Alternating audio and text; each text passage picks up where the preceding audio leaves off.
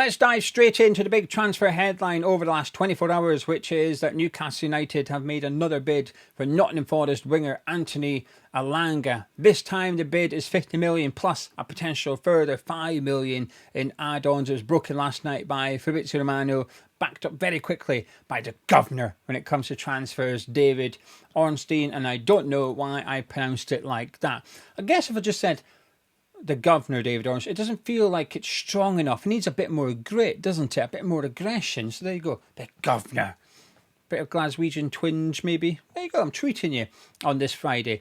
Anyway, so that's the bid. But if we go back a few days ago, the rumours were that after Newcastle had seen their previous bid of 45 million plus add-ons rejected by Nottingham Forest, they'd told Forest this week, at the start of the week, you've got until the end of the week to come back to the negotiating table and try and work something out. Otherwise, we're going to move on to other targets. Now, naturally, Nottingham Forest fans would have said, brilliant, that's that then, off you pop. However, perhaps their club have got different ideas, and it looks like there's a bit of confidence, I think, this time round that a deal could be or will be struck. Something that wasn't there a week or so ago when the first bid this summer was made, and it wasn't there 12 months ago when Newcastle bid for Elanga initially, with Almiron as part of the deal included back then too.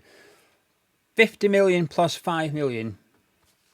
It's chunky, but I think it makes sense. I don't think this is an offensive bid. I think it's a fair reflection of Elanga's importance to Nottingham Forest, his ability, plus also his potential. He's only just turned 23. I think that's young for a Premier League player. I think it's almost like you forget how young he is sometimes because he's been around for a little while. He's been playing week in, week out for Nottingham Forest the last 2 seasons. Even before that, he was coming through at Man United as a teenager. He's on the fringes of the first team. He made 15, 16 appearances for Man United that season before going to Nottingham Forest.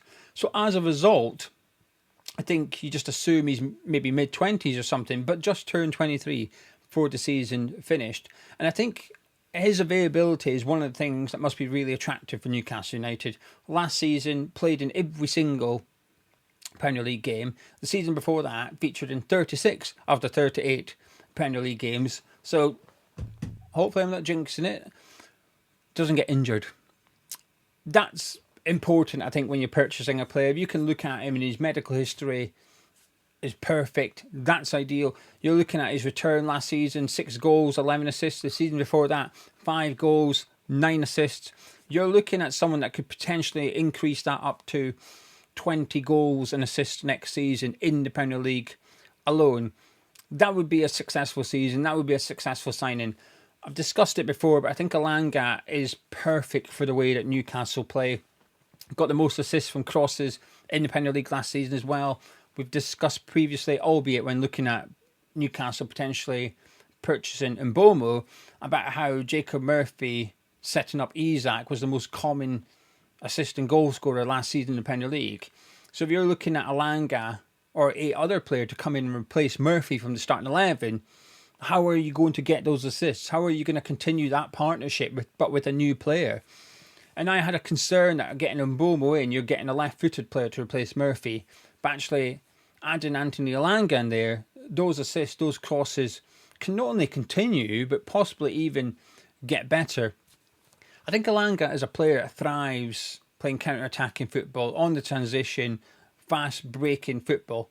That's what we've seen at Nottingham Forest with him, Hudson-Odoi, Gibbs-White. They all enjoy playing that style of football as well. And they almost had the perfect target man in Chris Wood as well to allow them to get out quickly and break fast. Newcastle break quickly. Newcastle United, I think, they're certainly one of the best teams playing counter-attacking football. That transition from defence to attack. I think Elanga will thrive with how Eddie Howe plays at St James's Park. I think this feels like a transfer that's destined to be a success for various different reasons. Obviously a bit of a blow for Nottingham Forest. I'd imagine we're hoping to keep a hold of him, but whilst they've obviously got European football next season, I think it's fair to suggest that Newcastle, perhaps longer term, are likely to be playing European football season in, season out, not so much for Nottingham Forest. Now, that's the ambition of their owner, but I just don't think they're quite there yet. It'd be interesting to see how they get on this season when they have that European campaign to participate in as well. However, it's not all bad news for Forest. We'll get onto them in just a second. But this transfer, it feels like maybe they're not a million miles apart now, Nottingham Forest and Newcastle, and this is one that would get done. And I think it's important for Newcastle. I think it's important that they get a signing in soon. Get the momentum going, because there's a bit of work for them to do. I keep saying it. Goalkeeper, centre-back, right winger, and then if you can get in a striker, they'll need someone, but also possibly a central midfielder too, if the likes of Longstaff departs, another central midfielder. Now, the emphasis on that central midfielder perhaps isn't quite there, because you're not looking for someone that's necessarily going to come in and walk straight into your 11, because Joelinton, Bruno, and Tonali is a superb, I would say, pairing trio in midfield. So finding someone to displace one of those is going to be difficult. So actually, you can get a younger player in. You can scour the European markets to get someone in to be the understudy that can step into those shoes as and when required. Whereas when it comes to, say, the centre-back, the goalkeeper, and the right wing position, I think it's of greater importance for Newcastle that they get someone that's ready today that can walk into that starting 11. I think Elanga does that. And I appreciate a lot of Newcastle United fans are fond of Jacob Murphy. I understand why. It's a nice story. But when I look at that Newcastle team, despite him, was he second for the assists last season in the Premier League? Only Salah beat him, I think. Despite that, I still think he's one of their weaker players. I still watched him. And sometimes he was one of the better players, don't get me wrong. But I look at it and it just felt he was the one that needed replaced. And he'll be a fantastic player to have in the squad, and he will start his fair share of games, don't get me wrong. But I do think they need to get someone in that can play that role on the right-hand side that starts the first game of the season. They're that good, you just can't leave them out. I think Elanga ticks that boxes. I think this is a really good signing for Newcastle. But also, I don't think it's a fee that makes me think Forest have got mugged off. I appreciate if they're looking at Cunha at 62.5 million, Brentford holding out for 62.5 million for Mbomo. I could understand if Forest fans are like, hang on a minute, we should maybe get a bit more. I don't necessarily disagree. I think 50, 55 million, it's fair. It's not insulting, and I don't think Newcastle are overpaying either. Ticking all the boxes for me, that one. Right, speaking of Nottingham Forest, though, time for the good news for Forest fans. But before we get into it, if you're new to the Tartan Jair YouTube channel, please do subscribe. Thank you very much to everybody that has done so far. And also do drop a like on the video as well by clicking that thumbs up button. Had a lot of views on the video 2 days ago. I think it was Sunderland fans. So if you're a Sunderland fan tuning in, probably not, because half of it's Newcastle. But welcome to the channel. I'll be covering your club very soon. I cover all the clubs on here. Not so much the Sky Sports 6, more the other 14. Right, Nottingham Forest. Two sort of players signed, but not signed. Expected to be announced. The first one, the striker, Igor Jesus. Is that how you say his name? West Ham, we were linked to him a year ago. So I've heard of him, but never watched him play. For Botafogo. £17 million going to Nottingham Forest. The latest is that everything's done. The contract's agreed. The medical's done, apparently. He's just away for a holiday because he obviously played in the Club World Cup. He's away for a break, and then he'll join up with Nottingham Forest for pre-season training. So it's all but done by the sounds of it. I feel confident that he will be a Nottingham Forest player. John Textor, who's part owner at least of Botafogo, has confirmed that there's two players going to Nottingham Forest. He's one of them. We know who the other one is now as well. They were linked to three. The full-back, not so much. I really like him for what I've seen. I appreciate it's a handful of games at the Club World Cup, but he was very impressive. I liked his hold-up play. I like his running. Clean striker of the ball. I like it. Forest do need a striker to nudge Awoni out the way and to ideally replace Chris Wood. A very impressive season, but it feels a little unsustainable. However, when you look at his statistics, it constantly keeps doing it in the Premier League. But wrong side of 30, I think this is the perfect way of evolving your striker. You've got a guy next season, you'll have someone who's perhaps on the side of inexperienced, although he's a good age, Jesus, and he's got good experience for his age in the Brazil squad as well, I think. I think he's been called up already. But he can come in And on the first game of the season, Chris Wood starts, but the idea would be hopefully that by match day 38, perhaps Jesus has replaced him in the team through merit because he's that good.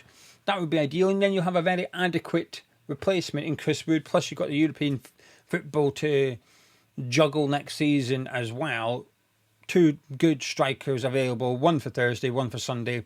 Happy days. Inawoni at the club still, too. And they're still being linked to other strikers, Nottingham Forest, but we're going to move on. So I'm impressed by him so far, albeit it's a handful of games in a tournament football environment. Cunha, is that how you pronounce his name? Jair.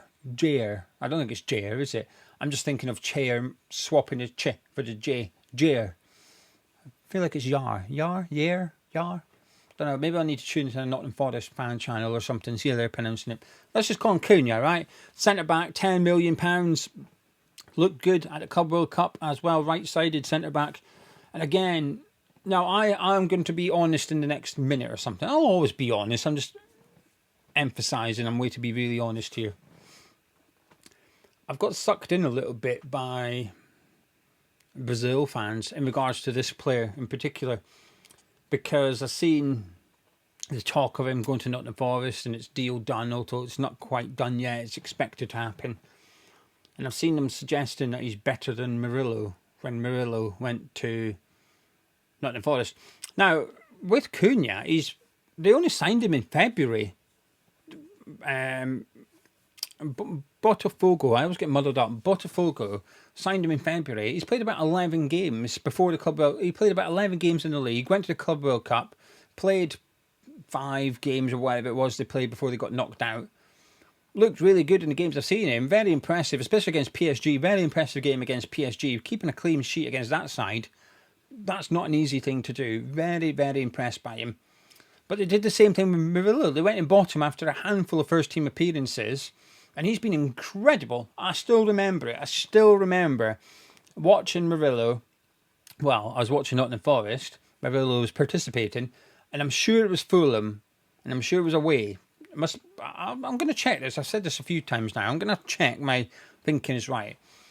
And it was at the start, near the start of the season. He was in the corner. He's being pressed. And I kid you not, he did a Cruyff turn and went past the attacking player and just played out from the back. And I was like, wow.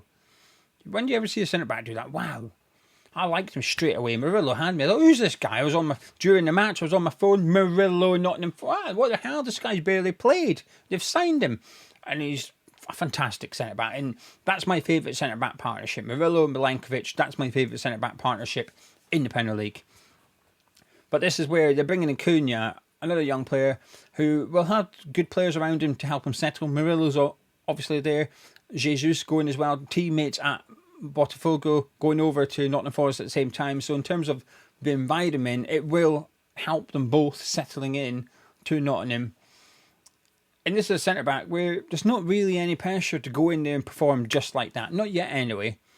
But they are a bit light in depth in the centre-back positions, I think, Nottingham Forest. And if this guy's as good as what the Brazilians are suggesting, maybe, just maybe, they've done it again. I think when you bring in a player like Murillo and you get it right, incredible. If you can do it twice, one after the other one, that would be unbelievable scouting, ambition, and it would mean you're doing the right things, you're spotting the right players, you're in the right area in Brazil. And if Jesus works out as well, I'll tell you what, every time Nottingham Forest buy a Brazilian, I'll get excited to watch them participate. But this is 2 big signings for Nottingham Forest fans. The fans, understandably, and rightly so, excited. My team, West Ham, look like we're finally going to sign a player. El Hadji Malik Diouf, who is a left-back / left-wing-back for Slavia Prague. The Czechs believe he was the best player in that division. Just 20 years of age, played for Senegal against England very recently.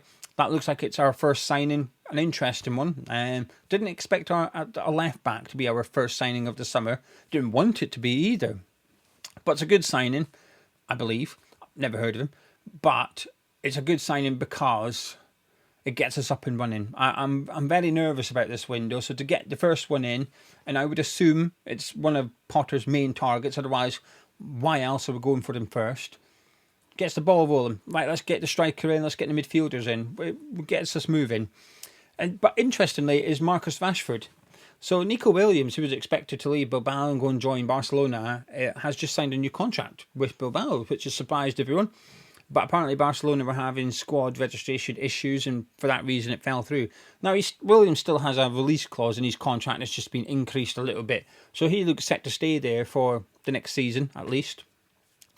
But it now opens the doors to, well, whom is Barcelona going to go after instead? Because Marcus Rashford was linked to a move there. Marcus Rashford wants a move there, don't we all? Who wouldn't want to go to Barcelona? But the reports are Rashford still may not quite be the first choice yet. Their first choice is Luis Diaz at Liverpool. And this is where it's an awkward situation and an awkward topic to discuss, really, because of what happened yesterday, which I think made everybody sad. I think it made everybody just take a minute to feel lucky, feel grateful that actually when I'm whinging my club hasn't signed a player, it's not that important, really, is it? So it gave everybody a reminder of what matters. And I think we all need that from time to time. And it's maybe sad that it takes such a tragedy for that to happen, for us to just take stock. But on the other side of it, the reality is that Liverpool are still a football club. Liverpool are still a business. And how they've handled it so far has been superb. The statements from the likes of Ornstein, the posts from his teammates. They've retired the number 20. I think how they've handled it very delicately has been wonderful. And I wouldn't expect anything less from a club that's been through major trauma before. But the reality is they've still got to deal with it because they've just lost a fantastic player at that football club. So Luis Diaz, who was unlikely to leave anyway because Bayern Munich were after him, and Liverpool said no. I just can't see them sanctioning this sale at all now because of the new set of circumstances that we sadly find ourselves in. But you're allowed to be emotional and you're allowed to feel upset about the situation, but at the same time understand and appreciate that Liverpool have to do what's right for them as a football club, which is Diaz cannot leave because of the tragic situation that's just occurred. I'm almost getting a bit choked up here talking about it. It's not one. I'm not one for talking about things like that and stuff. A very sad situation, and I think sometimes this is where, as a content creator, I cringe a little bit when I see other content creators, not Liverpool fans. I just want to make this clear. Liverpool channels aside, it's different for them. But when I see other content creators creating videos about Jota, entitling it and thumbnailing it, and therefore benefiting off the back of it with views, and some of it's monetized as well, but even if it's not, you're still trying to grow, whether it's your YouTube channel, your social media account, whether it's your TikTok, whatever it is, you're trying to grow off the back of it. I find it incredibly uncomfortable. So that's why it's not in anything, my title or thumbnail. I won't mention I'm discussing Luis Diaz because I'm staying away from Liverpool for the next week. Even if the big news is Liverpool signing someone, I'll hide it. I'll be, hey, West Ham have signed this player. Oh, by the way, Liverpool have signed this player. Let's talk about that as well. That's just me, though. But anyway, I'm blabbering now. I'm going to shut up and disappear. Thank you very much for joining me. If you're new to Tartan, please do subscribe. Let me know what you think of your club's transfer window thus far, and also let me know who you support. Sometimes people comment, and I'm not sure who they support. So if you could let me know, I'll learn. I'll get used to people that stick around, and I'll pick up which teams you support long term. Anyway, catch up with you tomorrow.